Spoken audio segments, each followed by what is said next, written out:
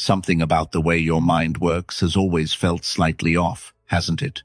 Not broken, not wrong in a simple sense, but different in a way you could never fully explain, even to yourself.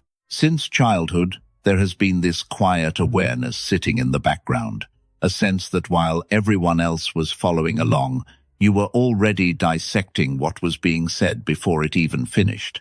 You noticed it in conversations long before you had the language to describe it. While others nodded, agreed, and absorbed, your mind moved ahead, pulling apart ideas, spotting weak points, and quietly questioning everything in real time. It wasn't something you chose, it just happened automatically, like your brain refused to accept anything at face value. And over time, that difference started to feel heavier. You began to sense that people around you were operating on an entirely different wavelength, one where things were simpler, slower, and far less examined. You carried that realization silently, without a name for it, without a framework to understand it. Today, that changes. What you've been experiencing isn't random, and it isn't rare in the way you might think. There are patterns to it, specific markers that define how your mind processes the world, and once you see them clearly, you won't be able to unsee them. But here's the part most people don't tell you. Having a sharper, more analytical mind doesn't make life easier. It makes it heavier in ways that are difficult to explain to anyone who hasn't lived it. It adds layers where others see simplicity, and it replaces comfort with clarity. And by the time you reach the end of this, you'll understand exactly why that trade-off exists. The first habit is something most people would never even recognize in themselves. Before you challenge anyone else's ideas, you challenge your own, often relentlessly. While most people form an opinion and immediately defend it, almost like planting a flag in the ground, you do the opposite. They treat their first thought as a conclusion. You treat yours as a starting point for interrogation. What many call conviction is often just intellectual laziness dressed up as certainty. People latch onto their initial belief and spend their time protecting it, rather than testing whether it can actually survive scrutiny. It feels strong, but in reality, it's fragile. You don't operate that way. Before your thoughts even reach your lips, they've already been through a silent trial inside your mind. You question them, challenge them, and try to break them before anyone else gets the chance. There's a term for this process, something studied in cognitive science and linked directly to higher analytical ability. It's called dialectical thinking, and it refers to the ability to hold two opposing ideas at the same time without immediately rejecting one. But this isn't about compromise or sitting comfortably in the middle. It's not about trying to please both sides or avoid taking a stance. It's about pressure testing your own beliefs with the same intensity you would use against someone else's argument. Think of it like an engineer testing a bridge before allowing traffic to pass over it. You don't assume it will hold, you push it to its limits, looking for cracks, weaknesses, and points of failure. Only after that process do you trust it. Most people can't tolerate that kind of internal conflict. The moment two opposing ideas collide, it creates a deep discomfort, something psychologists refer to as cognitive dissonance. And instead of sitting with that tension, they rush to resolve it.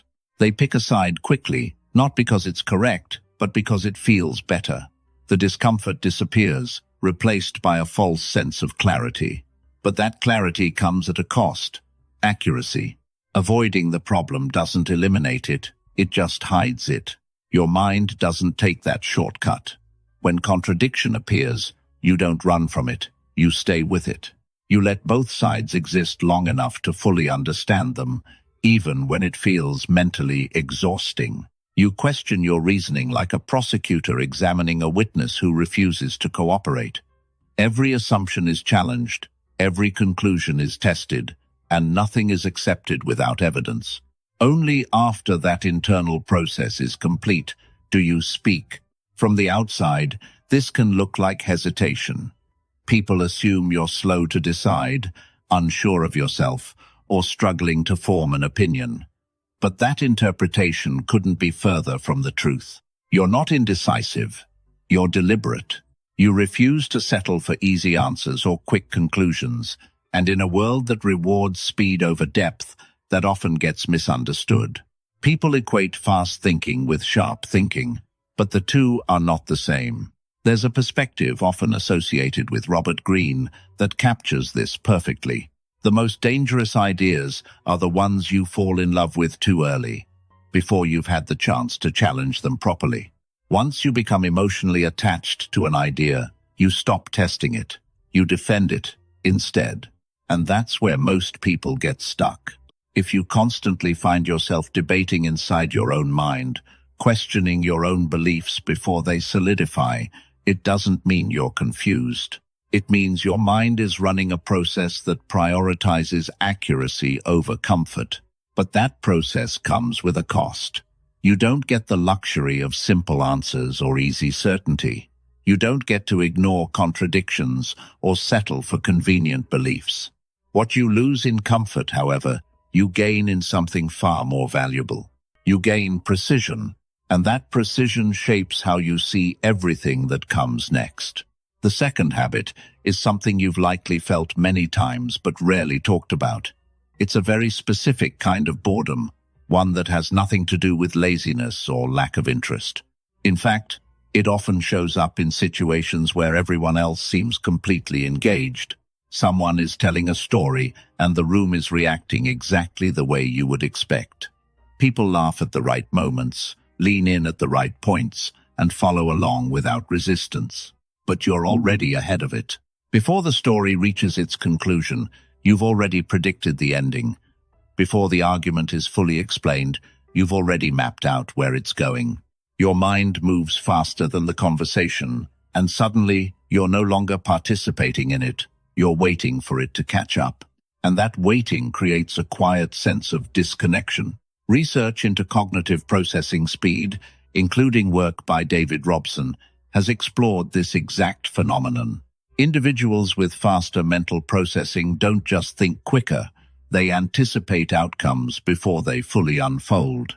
They recognize patterns in real time, often without consciously trying to.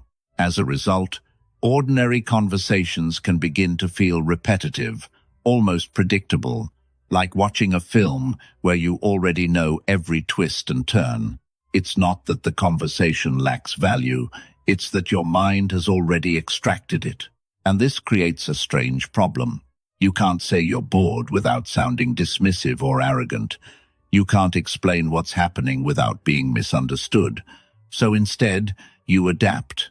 You nod at the right moments. You respond when expected. You mirror engagement, even when your attention has already moved beyond the surface of the interaction. But internally, your mind is still active. It doesn't just shut off, it redirects. Instead of focusing on the conversation, it starts making connections between unrelated ideas.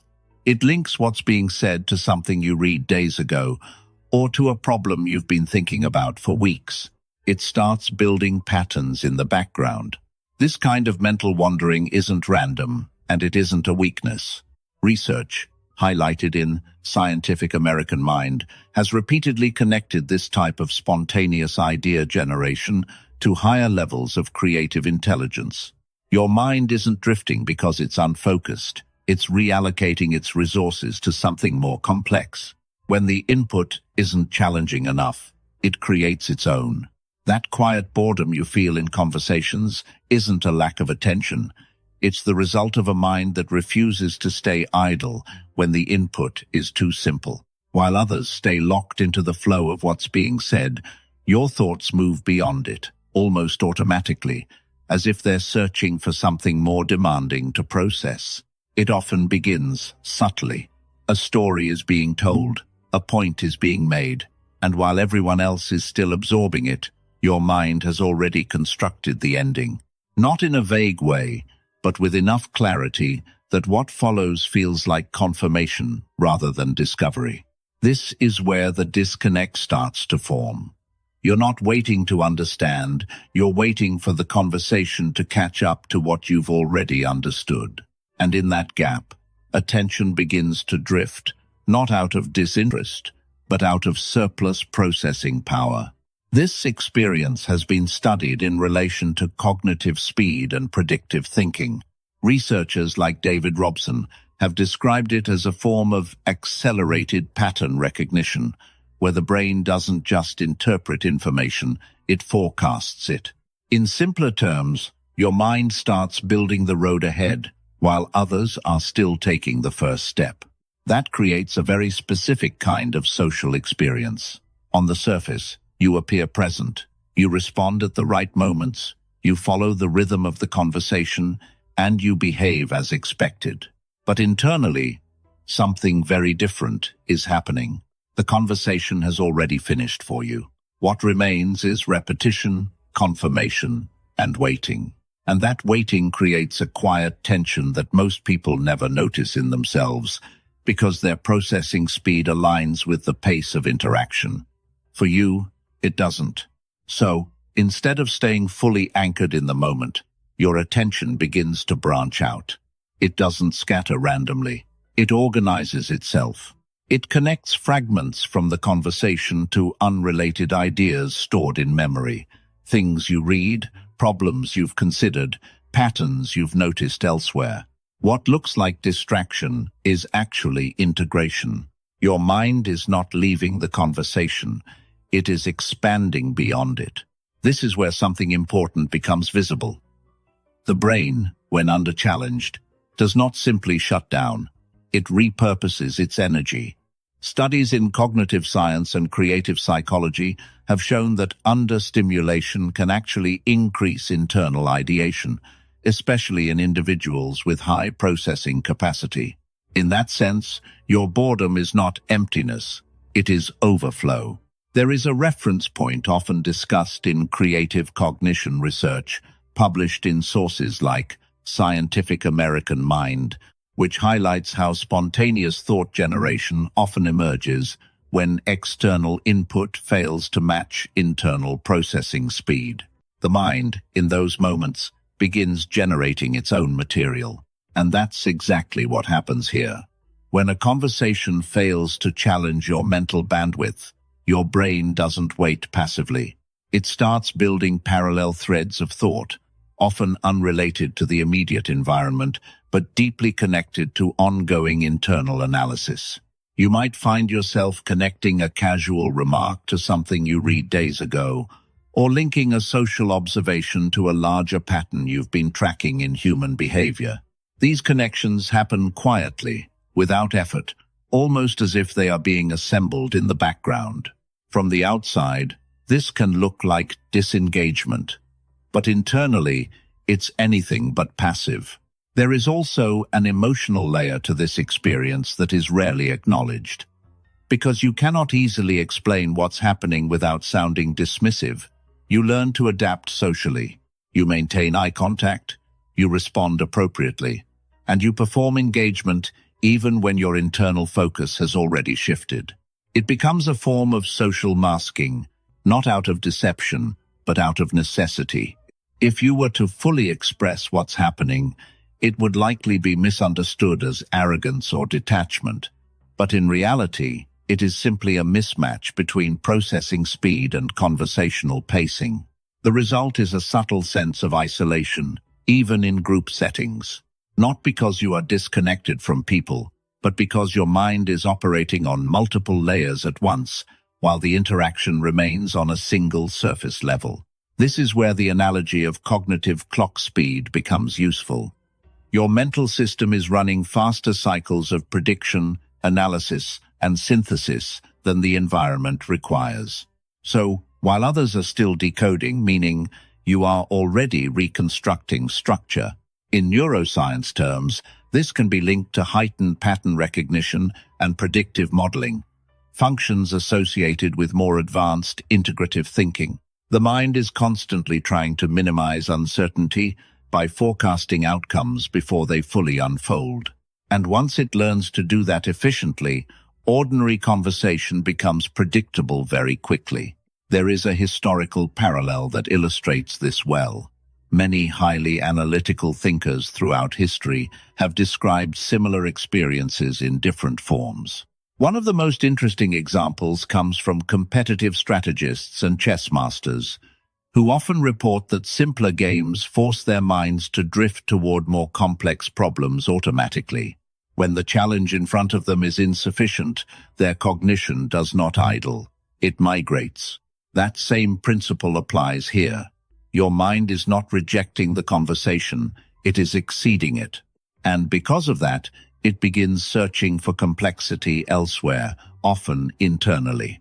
It pulls in unrelated concepts, reprocesses old ideas, and quietly builds connections that have no immediate social outlet. This is why external interactions sometimes feel like they are operating below your internal capacity. It is not superiority, and it is not detachment. It is simply a difference in processing load. And that difference creates the experience of watching a conversation unfold in real time while already having mentally moved beyond it. But this isn't a flaw in attention. It is a byproduct of a system that refuses to remain idle when there is still cognitive space available. And that leads directly into something even more revealing in the next habit, where this same mental flexibility begins to shape not just how you listen, but how you hold beliefs themselves. There is another layer to this pattern that becomes even more visible once you look closely at how you handle your own beliefs. It is one thing to process information quickly in conversation, but it is something far more unusual to treat your own conclusions with the same level of scrutiny. Most people don't do that. Once they form an opinion, it becomes part of their internal structure. It stops being questioned and starts being defended. Over time, beliefs become less like tools for understanding the world and more like identities that must be protected at all costs. That is where you differ. Instead of defending your first conclusion, you tend to challenge it before it settles. You don't allow an idea to become permanent without testing it from multiple angles first. And often, you are the first person to question your own certainty before anyone else even gets the chance. This is not common behavior. For most people, changing their mind feels like losing something. It feels like admitting weakness or exposing inconsistency, so they avoid it. Even when evidence begins to contradict what they believe, they often hold on simply to preserve internal stability. Psychologically, this resistance is closely tied to the discomfort known as cognitive dissonance, where holding two conflicting ideas at once creates mental tension. For many, the fastest way to resolve that tension is not to think deeper, but to eliminate the contradiction as quickly as possible. So, they choose certainty over accuracy. You don't resolve it that way. Instead of forcing closure, you stay inside the contradiction long enough to understand it. You allow both possibilities to exist while you examine them, even when it feels mentally uncomfortable. It is a slower process, but it produces a very different outcome. Your conclusions are not just formed, they are tested, and that testing changes the quality of your thinking over time. There is a specific cognitive approach associated with this pattern, known in psychology as actively open-minded thinking. It describes the tendency to seek out information that challenges your existing beliefs rather than reinforcing them. Most people struggle with this because contradiction feels threatening. If a belief is closely tied to identity, then questioning it feels like questioning the self. That is why many people avoid it altogether. But when beliefs are treated as tools rather than identity markers, something shifts. They become adjustable, replaceable, temporary models instead of permanent truths. That is how your mind tends to operate. You don't hold on to ideas because they feel familiar. You hold on to them only as long as they continue to make sense under scrutiny. The moment they stop holding up, they are revised or replaced without hesitation. To an outside observer, this can look inconsistent. People may assume you are uncertain or easily swayed, but that interpretation misses the structure underneath it. You are not changing your mind randomly. You are updating it. There is a well-known principle in judgment research that supports this. Work associated with psychologist Daniel Kahneman and related researchers has shown that the quality of thinking is not determined by how strongly a belief is held, but by how willing it is to be revised when new evidence appears. In other words, rigidity is not intelligence. Flexibility is. Kahneman himself often emphasized that even highly intelligent people are not immune to cognitive bias. In fact, intelligence can sometimes make people more confident in incorrect beliefs if they stop questioning their own reasoning.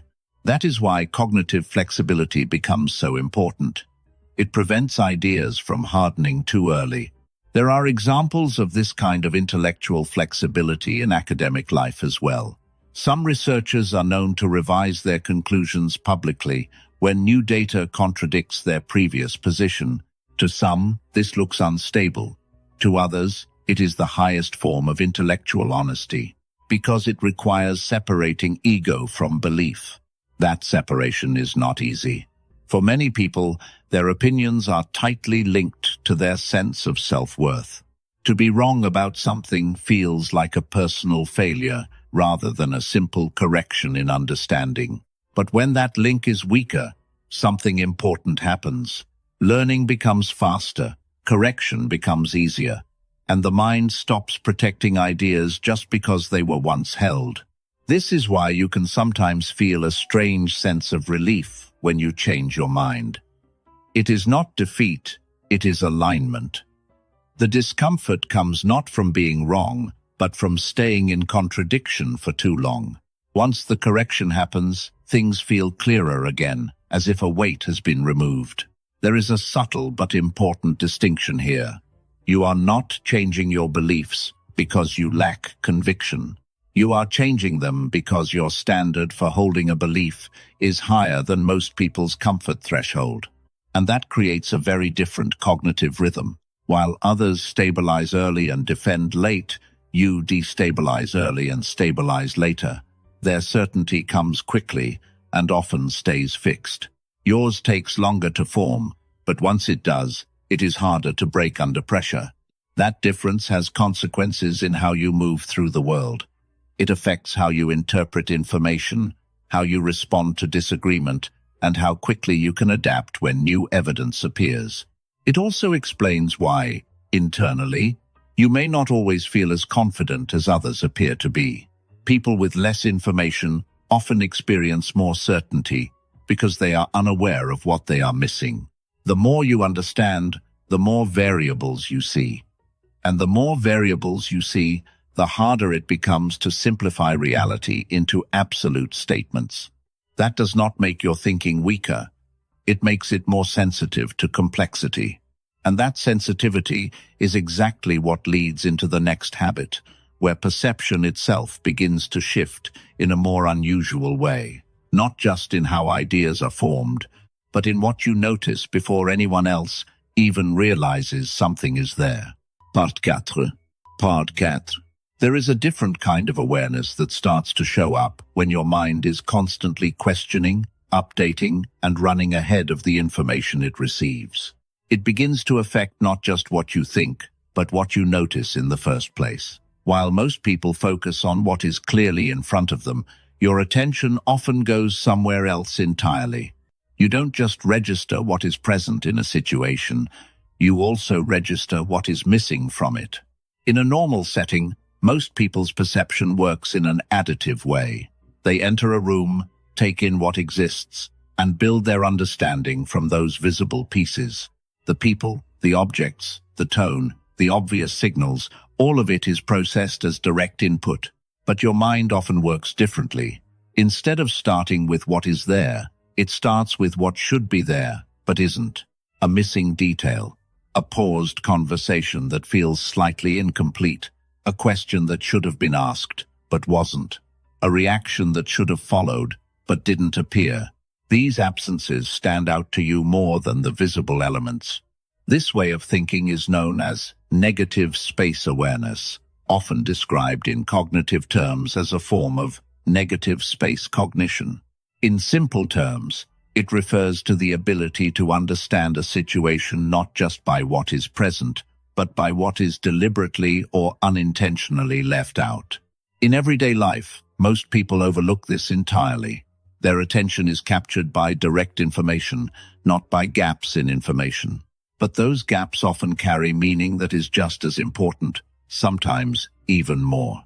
This is similar to how visual artists use negative space in composition. The empty areas around objects are not meaningless. They define structure, balance, and depth. Without them, the image loses clarity. The same principle applies to perception in human interaction and decision-making. What is not said can often reveal more than what is said. There is a well-known historical example that illustrates this idea in a very precise way. During the Second World War, military analysts were studying damage patterns on returning aircraft.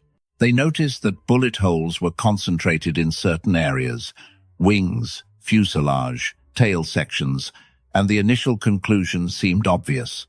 Most analysts recommended reinforcing those heavily damaged areas.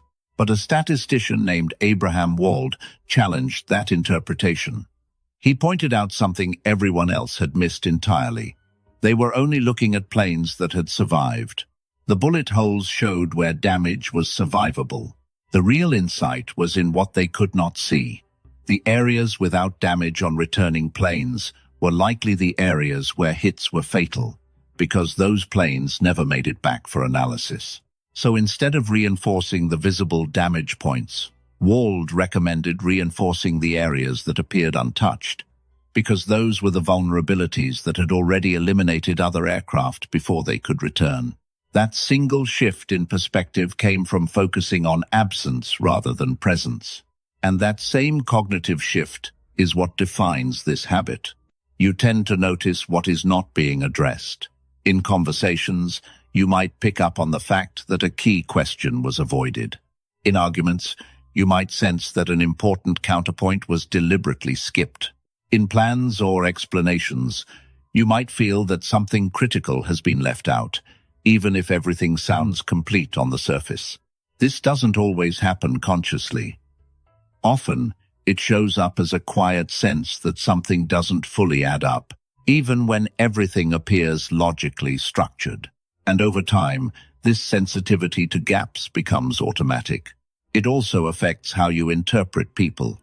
Instead of only listening to what someone says, your mind also tracks what they avoid saying. The pauses, the shifts in tone, the missing details, all of these become part of the information you process in real time.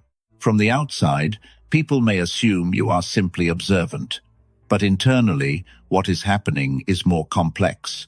You are building an understanding not just from data, but from omissions. This kind of perception can feel overwhelming at times because it adds layers to every interaction. Nothing is purely surface level anymore. Everything carries subtext, whether intentional or not. But it also gives you access to a deeper form of analysis. You are not limited to what is explicitly presented. You are constantly reconstructing what might be hidden underneath it. This is also why situations that seem straightforward to others can feel slightly incomplete or unresolved to you. Where others see a finished explanation, you often see a gap that hasn't been addressed yet, and that gap becomes the focus. This way of thinking is closely tied to pattern recognition at a more advanced level. It is not just about identifying what exists, but about detecting inconsistencies in what is missing. It requires holding the full structure of a situation in your mind, while also tracking what does not fit into it. That combination creates a form of perception that is both powerful and exhausting.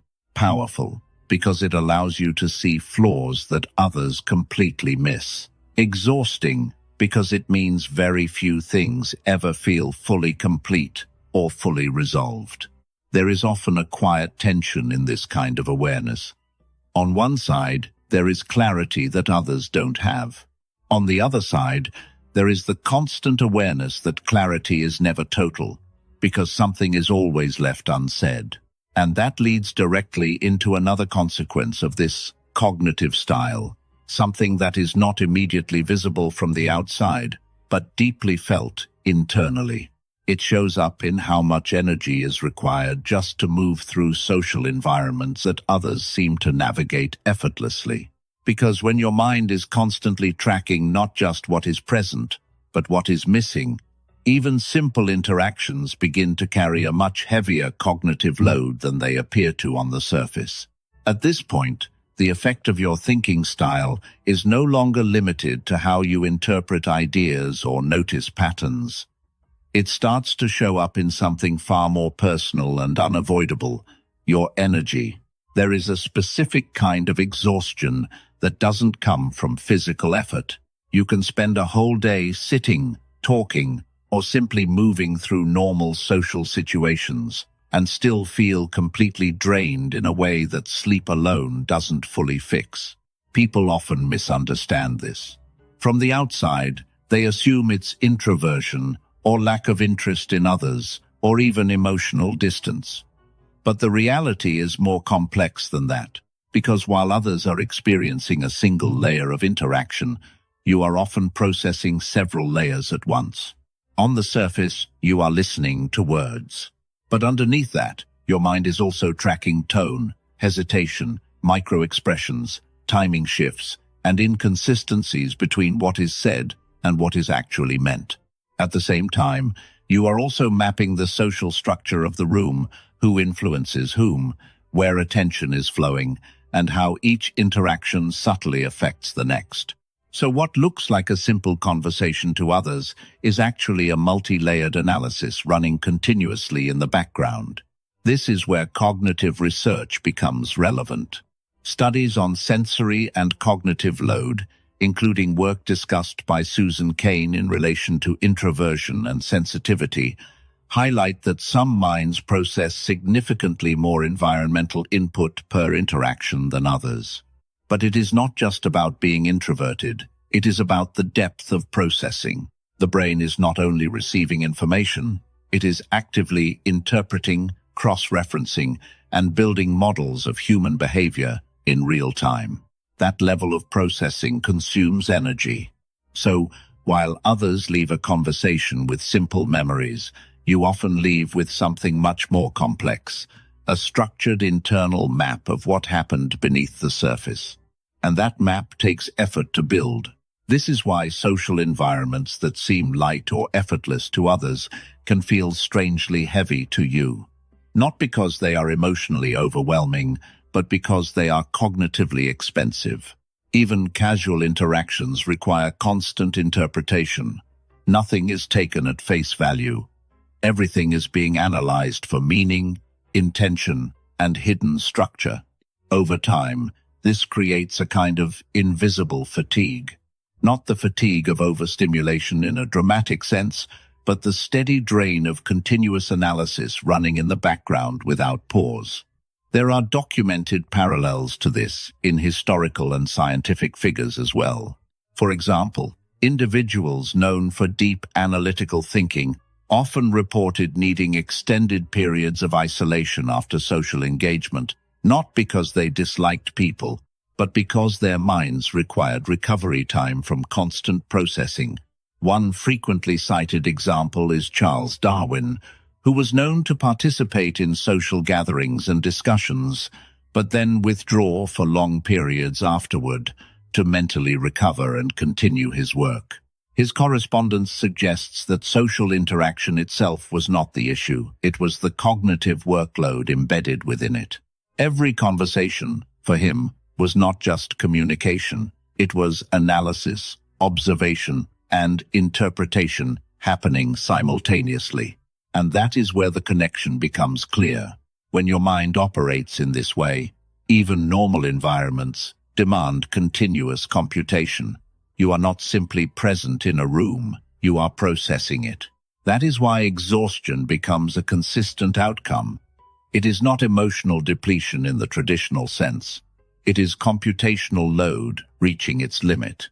There is also something important hidden inside this experience. The exhaustion itself becomes evidence of how deeply your mind engages with reality.